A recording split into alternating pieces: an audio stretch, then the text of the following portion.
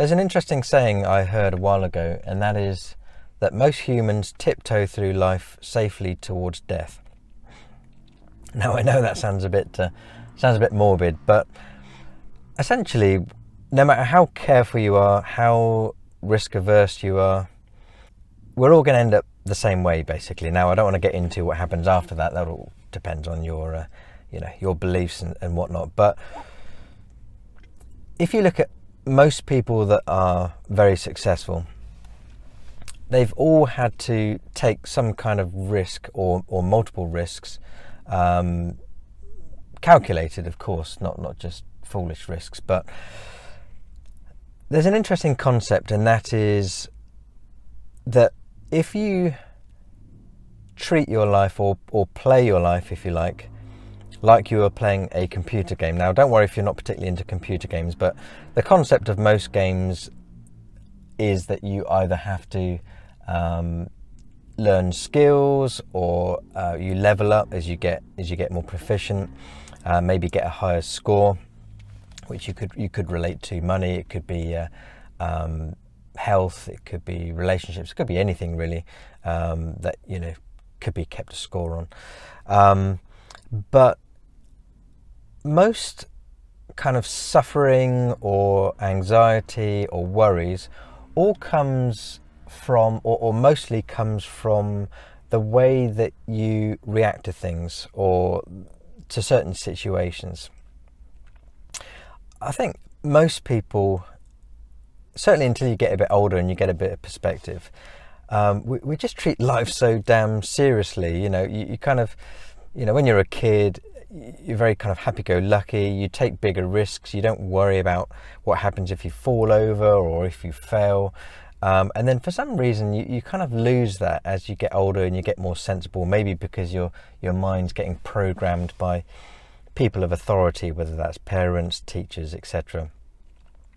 And we just kind of lose that playfulness. But again, if rather than, when you come across problems or maybe things that you've got to do, could be tasks, could be chores even, if you can somehow turn that into a game and make it fun. So it could be something like something that you've been putting off, that you've got to do but you don't want to. Well, if you turned it into a game and said to yourself, how quickly could I complete that task, or how quickly could I get started on that task, or how quickly could you finish it, even if it's a household chore, how quickly could you get the cleaning done or the washing up done, or whatever it might be. If you're wanting to start your own business, to some degree there's typically going to be some kind of outreach that's going to be required, whether that's emailing, whether it's cold calling, knocking on doors, etc. And that typically is the one thing that tends to put people off, because they're worried about rejection or worried about what happens if it doesn't work or if they fail, etc. There's a guy, I've forgotten his name now. I'll put it in the comments, but he's got a book called I think it's called the £1 Million or $1 Million Weekend, something or other. But something that he learned from his father was he turned it into a game, like when he was trying to sell, I think it was printers or fax machines, something like that. You're going to get rejection. I mean, that's just how it is whenever you're trying to sell somebody something or try and put an idea to somebody. But he turned it into a game as to how many failures he could get. So rather than taking that as a negative, he saw that each failure that he got, if you can call it that, or each knockback, was actually an opportunity to learn how to do it better next time, and knowing that there's only a certain number of fails you're going to get before you get a success. So it's a similar principle to Thomas Edison, with the light bulb. I think he went through something like 10,000 designs that went wrong until he found one that finally worked. So I think there's many things that you can apply this to, whether it's it could be somebody that's in a nightclub and they're wanting to meet somebody and they're worried about rejection if they go up and talk to somebody.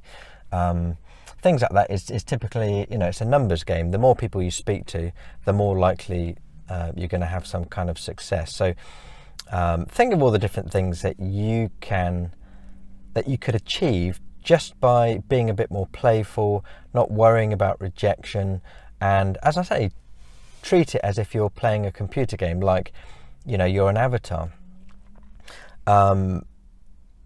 Also, what you could apply to this is some kind of detachment. So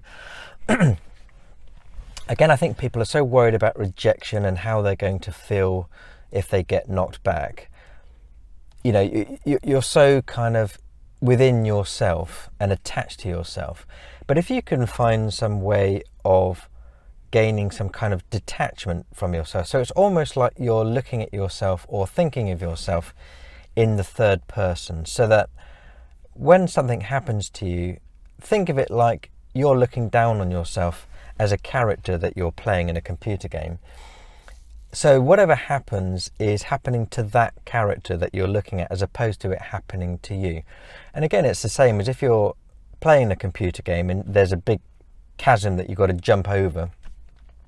Something like Tomb Raider, for example. I mean, and that's probably a bit of an old example, though I think they do still make Tomb Raider games. But you know, if you're playing a game like Tomb Raider, you wouldn't walk up to the ledge and then think, "Oh, I might fall down that, so I'm not going to bother. I'm going to turn the console off because I might die."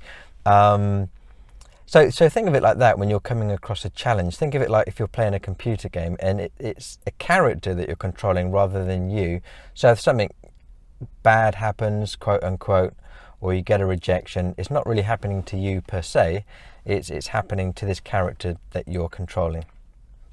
Now, there's a wider concept of this, which is what if we really are inside a computer or a computer simulation? That's a whole nother topic for another video. But for now, just think about that. I'd like you to explore that idea and just think about how also with your goals, the bigger goals that you have, the more likely you are going to achieve them. If, let's say, for example, your goal was to make $10,000 or £10,000 a month. It's actually better to aim for, let's say, double that, or 5 times that, or 10 times that. And then if you don't quite reach that, you're probably going to attain your original goal that you were going after. Because typically with most things, it's going to take a lot more effort than what you think. So you need to set yourself mentally to that higher level. And then if you don't quite reach that, then whatever you attain is probably still going to be it's going to be very satisfactory. So, but yeah, computer simulations, let's leave that for another video. But hope that was useful to you. Please like, subscribe, hit the notification bell, and do whatever else that makes you feel good. And I'll look forward to seeing you in the next video. Take care.